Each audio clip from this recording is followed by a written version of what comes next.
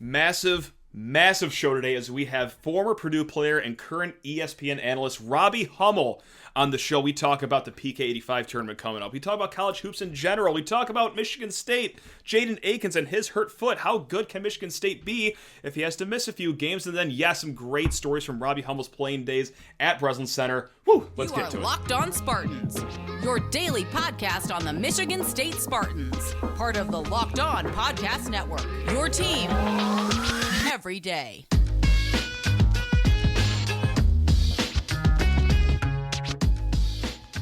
To say that I am fired up right now would be a criminal understatement. We have someone that I've wanted to get on this show for, as long as he's been calling games at ESPN. He is the one, the only Robbie Hummel. He's going to be at the PK85, but not calling Michigan State games. But hey, nevertheless, awesome to have you on the show, Robbie. So you're joining a Michigan State podcast. Clearly, we weren't that mean to you during your playing days. Is that fair? You know what? That's probably not accurate. But okay. It wouldn't have been fun and it wouldn't have been a rivalry if everybody was super nice to you when you're on the road, right? And Michigan State had really good teams when I was at Purdue. And we had really good teams, so the games were always pretty good. But yeah, I wouldn't say you guys were nice to me, but I always respected the crowd. I respect Coach Izzo at the highest level. And I loved playing at the Breslin Center. I think that atmosphere up there is as good as anywhere you're going to go in the country.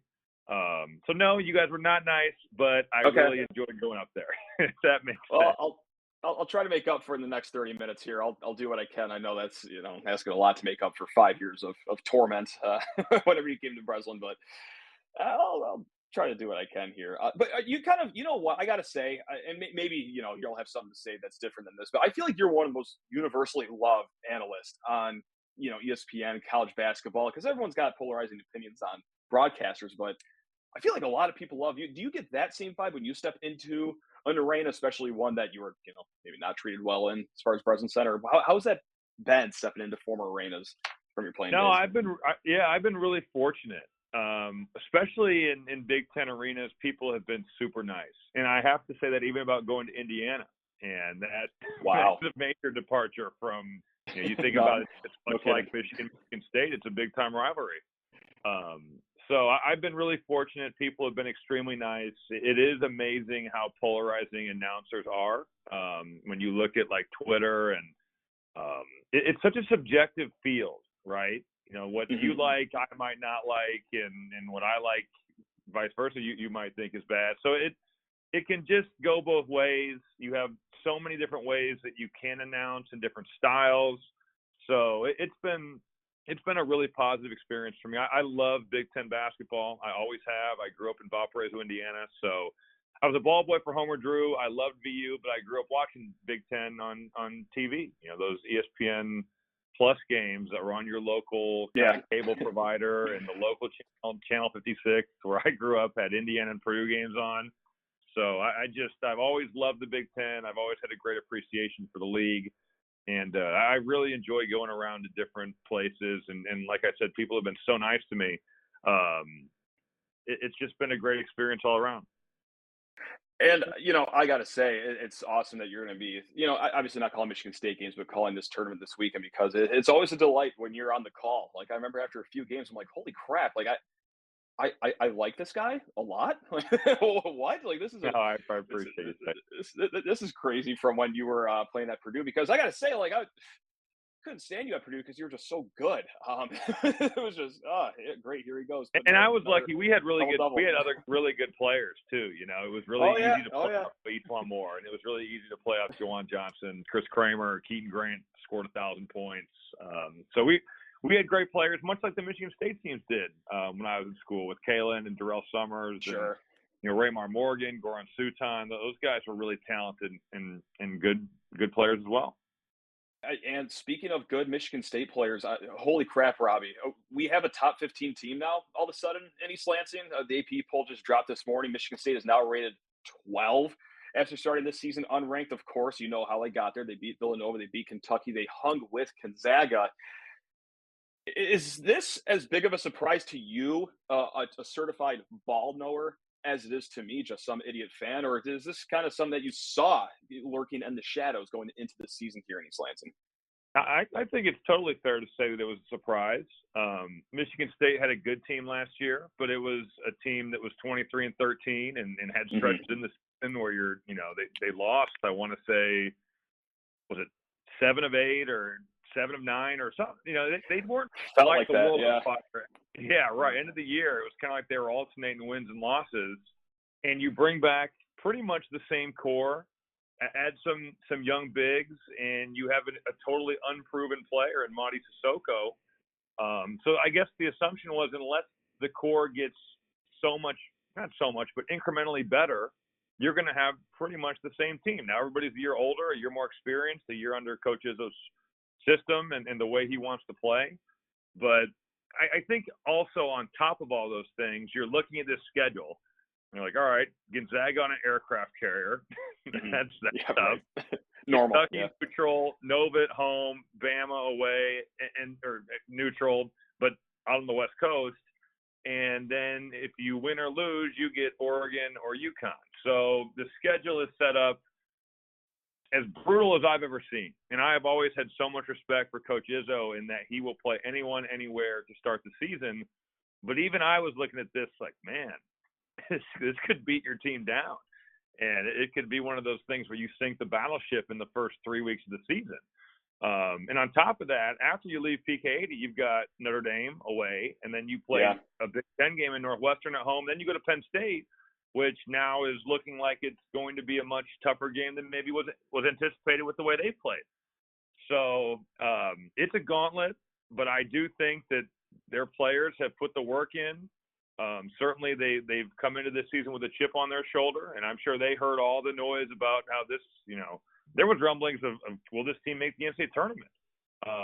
And with the starts they've gotten off to, I think you've got 2 already high quality wins. You've taken Gonzaga to the limit. You lose by 1, and you have a huge opportunity to. I think there's no reason to believe they cannot win their bracket out here at PKI.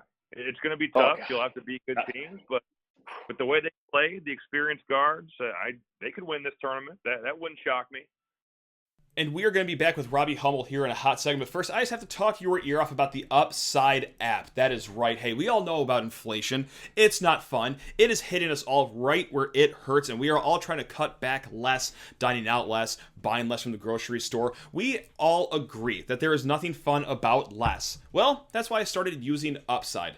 Upside is an incredible app for anyone who buys gas, groceries, or dines out. And with Upside, I don't have to cut back because I get cash back on every single purchase. To get started, well, just download the free Upside app. That's pretty easy. And then use promo code LOCKED and get $5 or more cash back on your first purchase of $10 or more. Next, claim an offer for whatever you're buying on Upside. Just checking at the business, pay as usual with a credit card or debit card, and get paid. In comparison to credit card rewards or loyalty programs, you could earn 3 times more cash back with Upside. So what are you waiting for? Download the free Upside app and use promo code LOCKED to get $5 more cash back on your first purchase of $10 or more. Hey, that's $5 more cash back on your first purchase of $10 or more using promo code LOCKED on the Upside app. Now I just got to fan myself off here. Now I'm just picturing us beating North Carolina and just trying to act like sane they just after that game, like well. trying to not be crazy. Carolina has been so underwhelming, Yeah. So yeah. It's going to be interesting. There's just, I think when you look at the bracket, it's not like there is an alpha team, and I'm not sure there's an alpha team in all of college basketball this year. Yeah, no doubt. Well, you may have just saw one of them in Houston. Are they the real deal, do you think? Are they like the driver's seat for the national title contender, or is there even maybe another team if you absolutely had to anoint one so far in the season? I think that when you're talking about the best teams in college basketball, Houston has got to be up there. Texas was incredibly impressive with the way that they handled Gonzaga.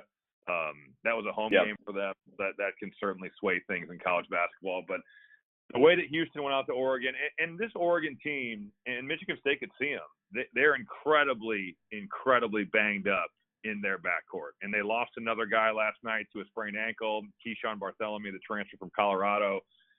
He left the game, came back out in the boot. So really Oregon's guard situation is Will Richardson, and then some junior college players and a couple of holdovers. But they were playing 2 7-footers together last night, and Dana Altman's team is incredibly banged up. And Folly Dante is a really good player for Oregon, and he would certainly be an interesting matchup for Mady Sissoko, much like Eric Dixon was an interesting matchup, but a different type of big than what he's probably seen so far this season. But Houston, they do 2 things at the highest level. Their pressure, when they're trapping ball screens and they're trapping post-ups, they just put you in such a bind because the pressure they put on the ball and the way they rotate. They turned Oregon over at will last night. And then they really can get you on the offensive glass. But the forcing turnovers thing, Kelvin Sampson's defenses are unbelievable. Teams are shooting, I want to say going into last night, they are surrendering a field goal percentage of like 26%, or it's like something unbelievable. Jesus.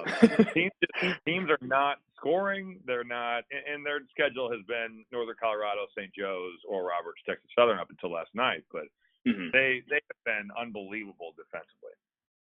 You know, speaking of a team that has had a soft start to their year as far as schedules go, well, you know, until you face Oregon, obviously, is Alabama, Michigan State's first opponent in this PK85. Now, with that said, while it has been a soft schedule, they have been blowing the doors off these teams, and now they are rated number 18 in the latest AP poll as well. What kind of a matchup will Alabama give Michigan State that we haven't seen from Kentucky or Villanova or Gonzaga? Or, better yet, does Alabama remind you of any of those 3 teams that I just named? You know, I think they're very unique in their style of play under Nate Oates. Get ready for a track meet. They are going to play as fast as anybody you see. And Michigan State wants to push the tempo too. So this is one of those games where transition offense is going to be at a premium. They jack threes. They haven't shot at a great percentage so far this season, but they live on the offensive glass. I want to say they may be the top-rated offensive rebounding team on KenPom as of right now. They are getting them up and they are chasing after them. So it's going to be really interesting to see 2 teams that like to get out, like to run, they like to push the tempo, which, you know, Michigan State's a group that is used to seeing that because they want to push the tempo. So it's one of those deals where transition defense is going to be absolutely key. But this is a really talented Alabama roster. Nate Oates is recruited at a high level. They've got really talented freshmen in Brandon Miller, who's averaging 20 a game. Rylan Griffin, also a big-time freshman, averaging 10 a game. They have good players. They have really good players. And, you know, they're still trying to work back Javon Quinterly, who we've seen have success there. He tore his ACL late in the year last season. But, yeah, it's going to be a track meet. It's going to be a fun one to watch. I'm looking forward to it. So all I heard you say right there is just take the over, no matter what it is. Is that the sound advice that you're lending to all this? Okay, got it. Yeah, if shots are falling, absolutely.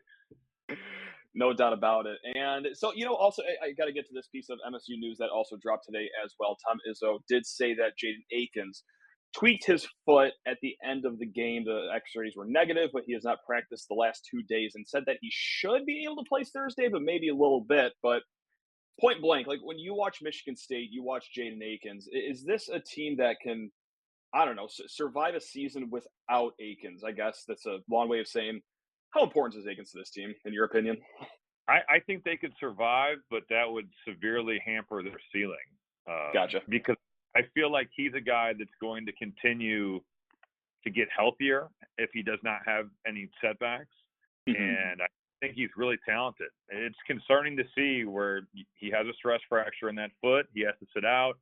And I was watching the game live, and I went back and rewound it a couple of times to see if he had maybe rolled his ankle, just because I knew that foot had been the one that he had the stress reaction in, and it just there wasn't much there. He just jumped and landed. And those are the types of injuries that really scare you, especially for a guy that's been dealing with that type of injury. So I think that if he doesn't play for a couple games, can they get by with that? Yeah, I think so, because I really like the way that A.J. Hoggard's played. Tyson Walker certainly is a different mindset this year and a different type of confidence than what we saw last season. Even though he had flashes, the game winner against Purdue, I think it was the game against Illinois where he made like 1 million pull-ups with their drop coverage. Yeah, Joey Hauser has been excellent outside of the aircraft carrier, and I really like Malik Hall. I still want to see him be a little more aggressive offensively at times, and I think consistency is huge for him. But Michigan State's got a really nice roster. Can they take a couple of games where Jaden Akins isn't there? Yeah, I think so. But over the course of the season, if you're talking about winning the Big Ten and you're talking about making a deep run in the NCAA tournament, Jaden Akins has a different type of burst, and we saw it in the Villanova game where he gets out in transition and just hammers it. I forget who it was on. Maybe it was a Brandon Slater. That poor guy, whoever it was. I felt horrible for him. Yeah, I think it was Brandon Slater. I think you're right. 20, and you're going up over the top of that.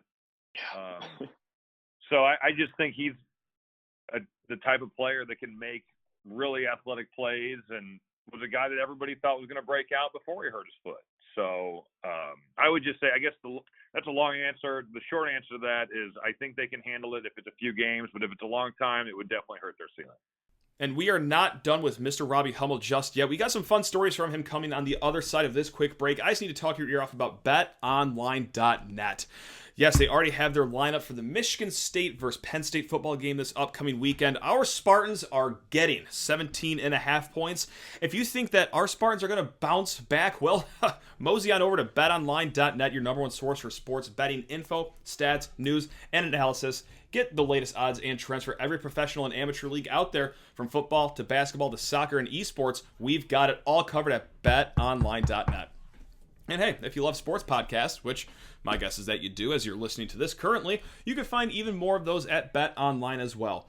We are always the fastest and easiest way to get in on all the betting action and scratch that betting itch. Head to the website today, use your mobile device, learn more about the trends and action. That is at BetOnline, where the game starts. To get to your playing days here, and I want to tie in your playing days too with this little tournament going on with the PK85, this 3-day invitational. You played in a few of these. You played at one of the Virgin Islands, I believe, when you're at Purdue. But what is the biggest benefit for a team in these 3-day tournaments over Thanksgiving? Is it just chemistry off the court, getting this time to do a really cool tournament? Is it something that you're looking for on the court? Or what is the biggest benefit to a player for these quick little 3-day tournaments? Well, I think there's a lot of benefit to it. I think it gives you a good simulation of what the NCAA tournament's going to be like, where you're playing multiple games in a short period of time on a neutral site. It also, for most of these high major teams, like a Michigan State, you get opportunities to get quality wins and play people that you don't normally get to see, which I always really enjoyed doing. I just think that you find out a lot about yourselves. And on top of that, for most of them, you're going to a pretty cool place, whether that's Vegas, whether that's the islands in Hawaii or Atlantis, or like you mentioned, we went to the Paradise Jam, which the hurricane kind of really destroyed, unfortunately. And they started to have it again, but it's much smaller, mid-major, low-major teams that go, and that's really too bad because it was a great event. Or even New York City, or there's some other ones, Myrtle Beach and Destin, Florida, and they're all over now, right? They used to be that it was Alaska and it was Hawaii. Right. And now they're kind of all over the place. You're totally right about the team chemistry stuff.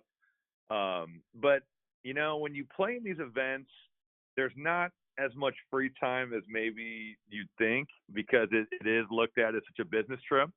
And actually, when we played down in the Virgin Islands in St. Thomas, the field was really good, and it was going to be us and Tennessee, who were both ranked in the top 10 at the time, that would meet in the final. And I remember we won our first 2 games, and on the third day, so it was much like the PK tournament where you played Thursday, played Friday, Saturday off, played championship Sunday.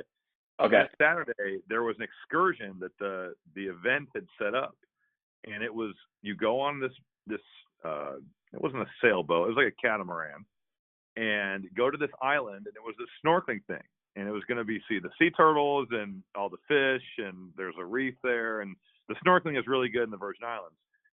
So Coach Painter was told this, and he was like, no way. Like, we're not doing that. No. You're not going to be in the sun for 3 hours. We got to be hydrated. We're not going to be tired from swimming around in this stupid boat. And the event organizer actually told him after he initially said no, and he said, Coach, the team that has won this event every year, they have never turned down the snorkeling trip. And after he heard that, he let us go. And we went out there, and we were out there probably for, an hour and a half, 2 hours, take the boat ride, snorkel for a little bit, and get back on, come back in. And we ended up winning the tournament. But the coaches a lot of the time are really paranoid about you going and doing stuff because they obviously want to win, and it's important that you win. It's not, and honestly, these trips suck when you go down there and lose, especially the first game. Because then it just sets the tone, and everybody is miserable for the entire trip. They are hard to salvage. We went out to Vegas my freshman year around Christmas, and we lost to Iowa State, who got last in the Big 12, which is crazy because Greg McDermott was the coach, and they had Wesley Johnson, who went to Syracuse and was a top 10 pick, and they had Craig Brackens, who was a top 10 pick. So they were really talented. But we lost the first game and played horribly, and the whole trip was just totally miserable. It just ruins everything. Vibes are just off immediately. That's nice. But I like that, though. Okay, so if Michigan State beats Alabama on Thursday, then beats, we'll call it UConn on Friday, they have to find the finest snorkeling in Portland, Oregon to guarantee the win. Yeah, I don't know what your excursion here, like trip to Mount St. Helens, trip to Mount Hood, maybe trip to the Nike store. That might be the play right there. And as a Nike school, I have no doubt that Michigan State would have a hard time getting those kids into the Nike employee store. No doubt about it. I want to go back to the last comment I made about bad vibes. And this is a memory I have from my sophomore year, the 2011-2012 season. Big matchup. I believe you guys were in the top 10 visiting Breslin Center. And I was part of the IS-Zone, and I got to apologize right now. I may have been one of the people mean to you guys. I don't know. I can't remember. It was a long time ago, you see, Robbie. But regardless, I didn't know until after the game what you guys went through the 24 hours building up to that. I'm fuzzy on the details. I doubt you're fuzzy on the details. What? No. I have a very vivid memory of this. Actually, this is the year after I'd come back. I'd blow my knee out twice. Etuan Moore and Juwan Johnson in the NBA. Chris Kramer and Keaton Grant have graduated. So the team is much different. We ended up being a 10 seed that year, but it was, Lewis Jackson was a really good player. He was our point guard. Ryan Smith was still there. DJ Bird ended up being sixth man of the year in the league that season, but we were not nearly as talented as we had been the previous years. And I will say I had not gotten back to playing, I would say, at a normal. I didn't feel great. I was still trying to kind of get through the stuff with my knees. And we roll in there. We're going to fly out the night before. We practiced at Purdue. We were just going to get there, get to East Lansing, and get a good night's sleep. And it was a noon game. It was early. So we go to the airport around, I want to say 3:30, 4, and there's a terrible snowstorm coming into West Lafayette. And we probably – part of this is Purdue's fault because we must not have looked at the Weather Channel or been aware of what was coming or whatever. But the snow starts coming down, and they're de-icing the plane, and then we're going to take off, and they're like, we can't take off. We have to go back and de-ice again. So we do that a couple times. Then we wait, and now 4 o'clock is becoming 7 o'clock and 8 o'clock and 9 o'clock, and we still haven't taken off. We're still at the airport at 11:30, and it's a noon tip. You're looking at this game is not far away.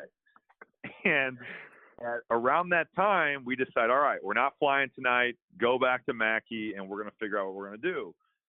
So around 12:30 or 1 in the morning, it is decided that go get 2 hours of sleep, and we are going to bus to East Lansing at 4, which is, I want to say, a 5-hour trip from West Lafayette or so. So that sounds right. Yeah. I didn't sleep on the bus at all. I cannot sleep on a bus, or I struggle on planes. I don't do well with that. Mm-hmm.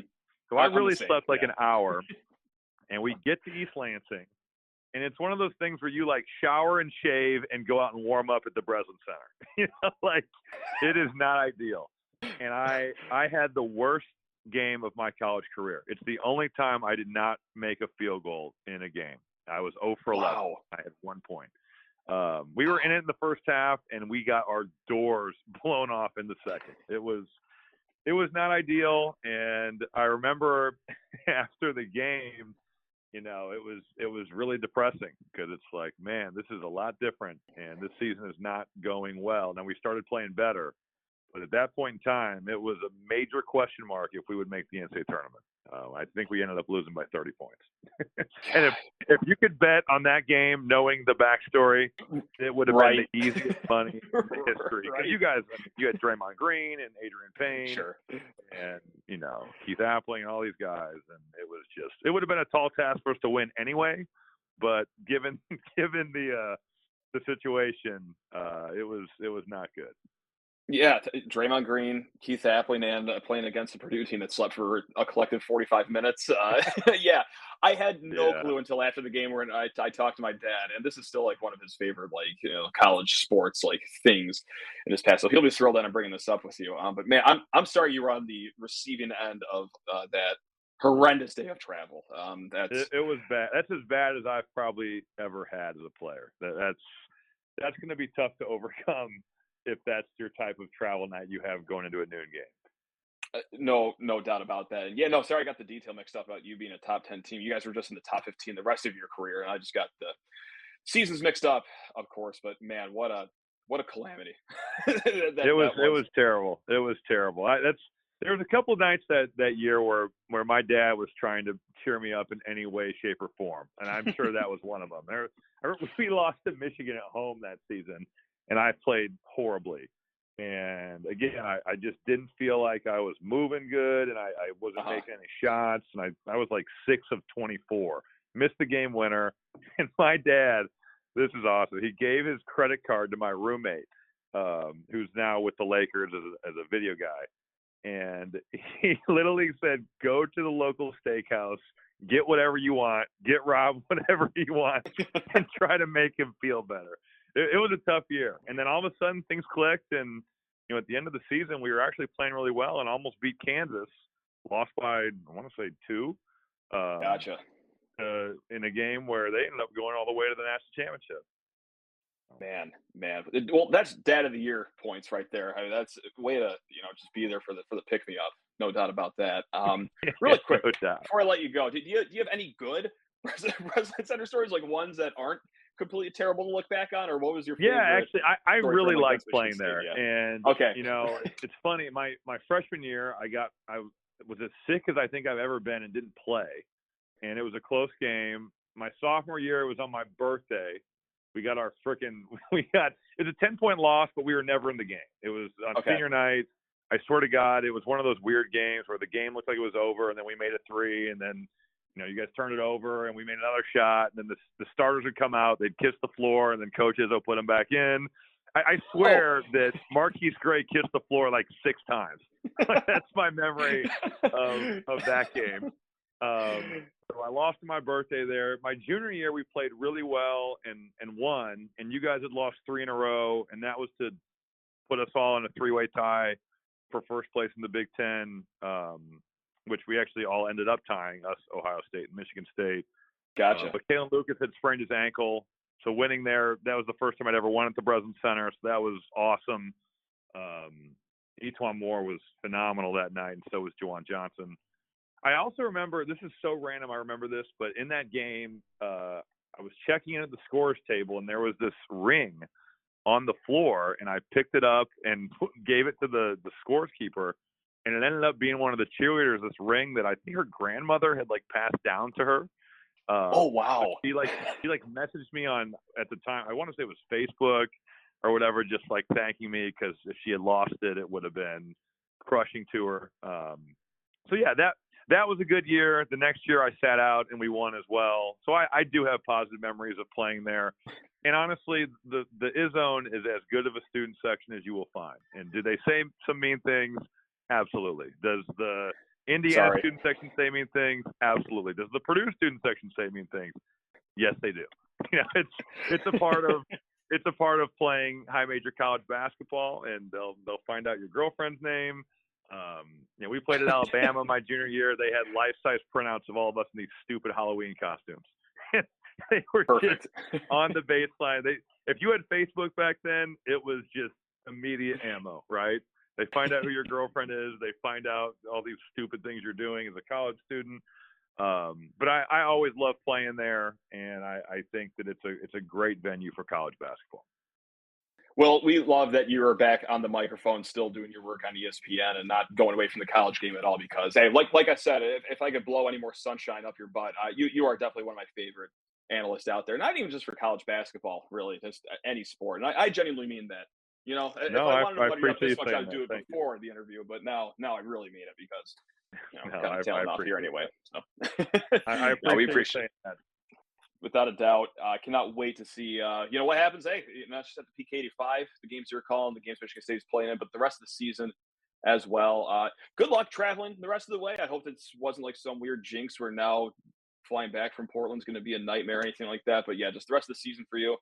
Best of luck out there. I mean, this is great having you on. So can't thank you enough, Robbie. I appreciate that. Thanks for having me.